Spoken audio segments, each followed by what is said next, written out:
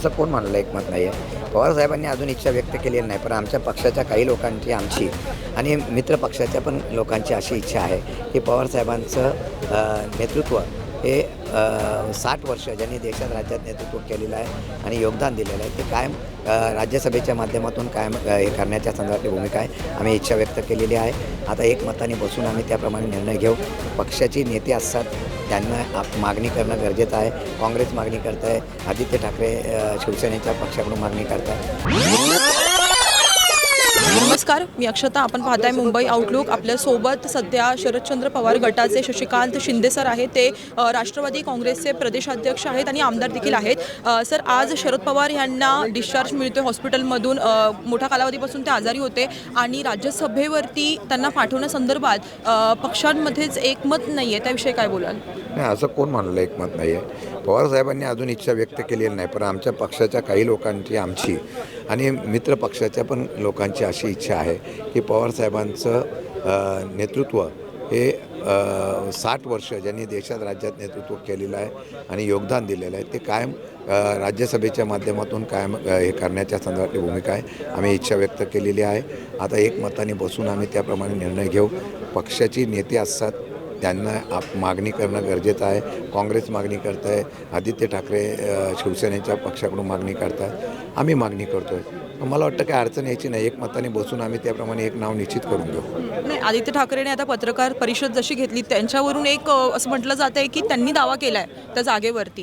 त्याच्यामुळे वेगवेगळ्या चर्चा सध्या लोकांमध्ये चर्चा काय होते याच्यापेक्षा एकमताने काय होतं याला महत्त्व आहे. माझ्या माहितीप्रमाणे एकमताने जेव्हा नाव आमचं निश्चित करायला कुठला विषय होईल, आम्ही आता वेळ मागितलेली आहे.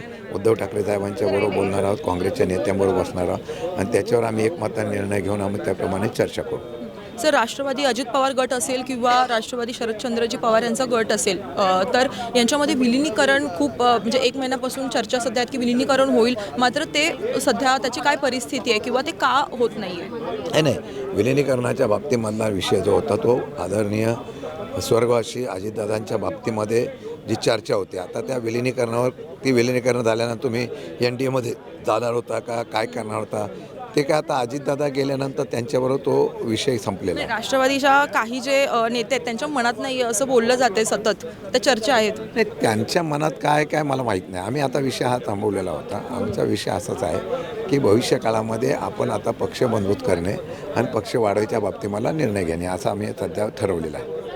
सर, आता जवळपास अजितदादांचा विमान अपघाताला 1 महिना उलटून गेला आहे, मात्र ज्या पद्धतीनं सगळं सुरू आहे तो तपास सुरू आहे, कधी सत्य समोर येईल महाराष्ट्राच्या, काय वाटतंय? एक लढाई तर जिंकली ना. जे सांगत होते ह्याच्यात काही घटना नाही, काय नाही, रोहित पवार असतील, अमोल मिटकरी असतील, बाकीचे लोक आवाज उठवत होते, आम्ही आवाज उठवतो, चांगलं ह्याच्यात नाही आहे, काही नाही, असाच आरोप करताय, थोटा आणलाय वगैरे. पण ज्यावेळेला ह्या कंपनीवर कारवाई झाली, DGCAने कारवाई केलेली आहे, त्यावेळेला एक लक्षात आलेलं आहे की त्या विमानामध्ये दोष होता. 5 विमानं त्यांनी बंदी घातली, 4 विमानं बंद घातली आहे. याचा अर्थ असा आहे की पण महाराष्ट्रातला एक दिग्गज नेता गेला, ती त्याच वेळेला चौकशी, त्याच वेळेला त्यांचं व्हेरिफिकेशन, त्याच वेळेला याचं हे झालं असतं तर मला वाटतं की त्यामध्ये 100% ही घटना घडली नसती. त्यात अजून बरेच आरोप आहेत. 2 पायलट काय झाले, त्यानंतर हा पायलट का बदलला, तो करताना त्यांनी काय केलं होतं, बरेच आरोप केले आहेत. रोहित पवारांनी एक आरोप दिलेला आहे, त्याचा खुलासा करणं गरजेचं आहे. CBI चौकशी करावी अशी मागणी विरोधी असलेल्या सत्तारूढ पक्षांनी पण केलेली आहे.